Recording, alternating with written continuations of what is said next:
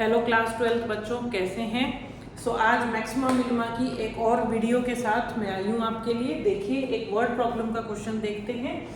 Question क्या कह रहा है कि show that the height of a cylinder, एक सिलेंडर की हाइट के बारे में आपसे पूछा गया है और वो हाइट जो है एक्चुअली लास्ट में देखिए रेडियस के बराबर होनी चाहिए। पूरा क्वेश्चन रीड करते हैं। Height of cylinder which is open at the top, मतलब हमारा सिलेंडर कुछ कैसा है जो कि ऊपर से ओपन है। मतलब जब हम कर्व सरफेस लेंगे तो हम उसमें टोटल ना लेकर उसके कर्व्ड प्लस बॉटम वाले एरिया को यूज करेंगे। And has a given surface area, तो गिवन में लिख लेते हैं। सरफेस एरिया हमें गिवन है। अब सरफेस एरिया कौन सा गिवन है? 2 pi r s plus pi r square. ये देखिए मैंने क्यों लिखा है, ना तो ये कर्व्ड है ना टोटल है। एक्चुअली कर्व्ड के अंदर बेस को यूज किया गया है क्योंकि एक सिलेंडर की बात की गई है जिसमें कि बॉटम है बट टॉप नहीं है। ठीक है, चलिए ये तो हमें गिवन था। अब हमें यहाँ प्रूफ क्या करना था वो देखिए। हमें यहाँ प्रूफ करना है कि उसकी वॉल्यूम जो है कैसी है, ग्रेटेस्ट है। मतलब वॉल्यूम का फॉर्मूला होता है पाई आर स्क्वायर है, जो कि हमें मैक्सिमम प्रूफ करना है। और साथ ही साथ उसकी जो हाइट है ये रेडियस के बराबर होनी चाहिए। ये दो चीज हमको प्रूफ करती है।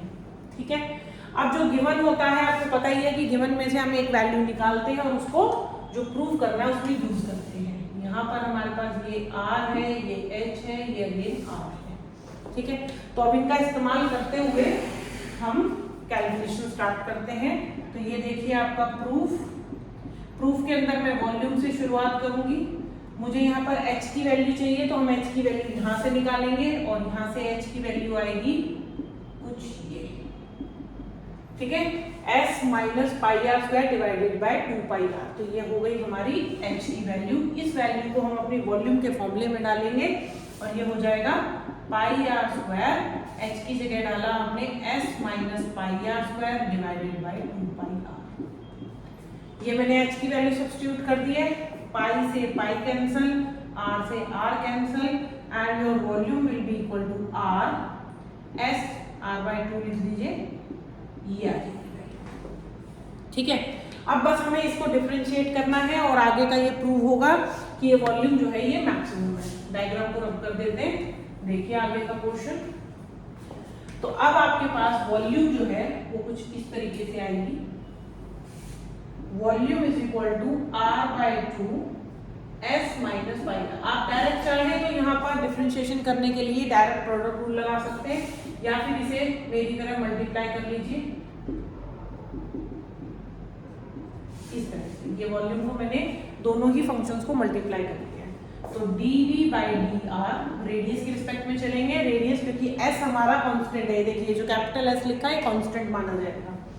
तो यहाँ पर वैल्यू आएगी 1s/2 और r का डेरिवेटिव 1 और यहाँ पाई/2 और 3r स्क्वायर। ठीक है, बस इसको इक्वल टू 0 रख देते हैं क्योंकि इसी से हमें क्रिटिकल पॉइंट मतलब r की वैल्यू मिलेगी। तो ये आ जाएगा हमारे पास s/2 इज इक्वल टू पाई/2 इंटू 3r स्क्वायर। तो यह 2 से 2 हमने कैंसिल कर दिया और हमारे पास s/3 pi is equal to r square की वैल्यू आएगी, जिससे कि हम r की वैल्यू लिख सकते हैं square root of s and square root of 3। अब इस r की वैल्यू से हम h की वैल्यू कैलकुलेट करते हैं जो कि हमारी सेम आनी चाहिए according to the given question. ये आनी चाहिए हमारी। तो चलिए देखते हैं।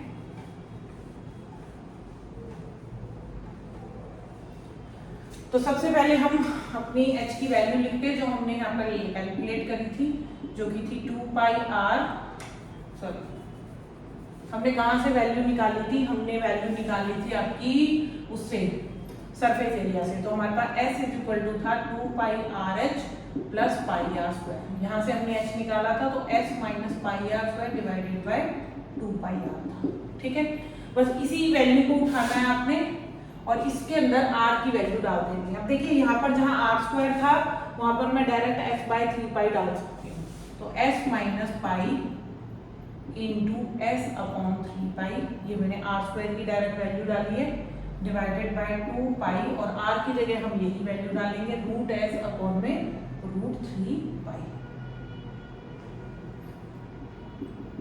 ठीक है, ये हमारी h की वैल्यू है।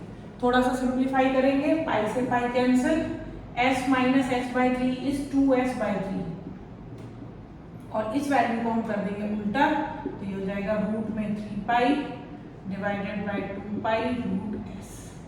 ठीक है, अब इसको बस सिंप्लीफाई करना है, वो देखिए कैसे करेंगे। यहाँ रूट s है, यहाँ s है, तो ये रूट s ऊपर जा सकता है, 2 से 2 मैं काट देती हूँ, तो ये हो गया रूट s। इसी तरह से यहाँ पे रूट 3 है, यहाँ रूट 3 है, तो ये रूट 3 नीचे आ जाएगा, रूट पाई, तो ये पाई भी नीचे आ जाएगा। ठीक है, और ये आपका सॉल्व होके आया रूट s अपॉन में रूट 3 पाई, जो कि बराबर है r के। आप देख सकते हो ये h की वैल्यू आएगी और ये वैल्यू आएगी आपकी r की, तो दोनों वैल्यूज कैसी आ रही है, बिल्कुल बराबर आ रही है। तो इस तरीके से हम कह सकते हैं therefore r is equal to h। क्या कहेंगे,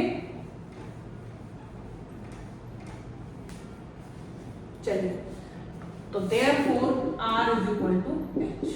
ठीक है, अब चलते हैं अपने क्वेश्चन की तरफ कि हमें इसको मैक्सिमम भी प्रूव करना है। तो मैं डेरिवेटिव लिखना भूल गई इसका, क्योंकि मैंने तो रब कर दिया, आपने आई थिंक वो कॉपी में नोट किया होगा, तो आप मेरे को एक बार बता दीजिए।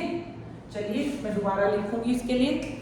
हमने लिखा था बेटा, आइडियली आपको रिपीट नहीं लिखना है, मैंने वॉल्यूम में लिखा था pi r square h, that was my ये, और यहाँ पर पाई आर स्क्वायर और h की जगह हमने वैल्यू डाली थी s minus pi r square divided by 2 pi r। ठीक है, ये वैल्यू मैंने h की जगह सब्स्टिट्यूट करी थी, और d इसको मैंने थोड़ा सिंप्लीफाई भी किया था, आई थिंक पाई से पाई कैंसिल किया था, एक r से r, और ये हमारे पास वॉल्यूम की वैल्यू आ गई थी एस आर माइनस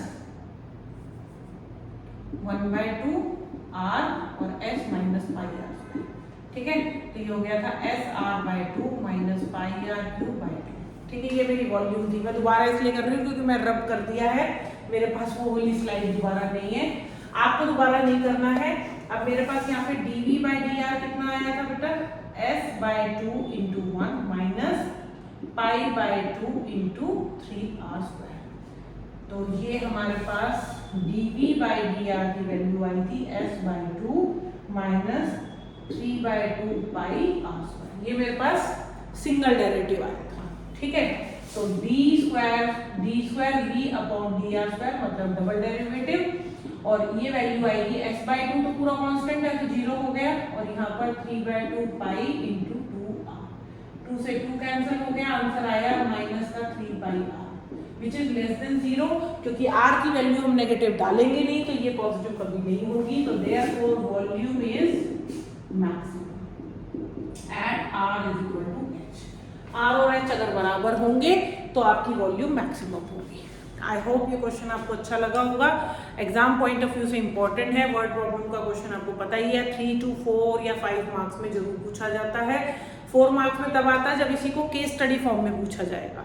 अगर प्रॉपर बड़ा क्वेश्चन होगा, जैसे कि पिछली कुछ वीडियोस में मैंने डाला भी था, इनवर्स के एंगल्स के क्वेश्चंस होते हैं या प्रूविंग के क्वेश्चंस होते हैं, वो कई बार 5 मार्क्स में आते हैं।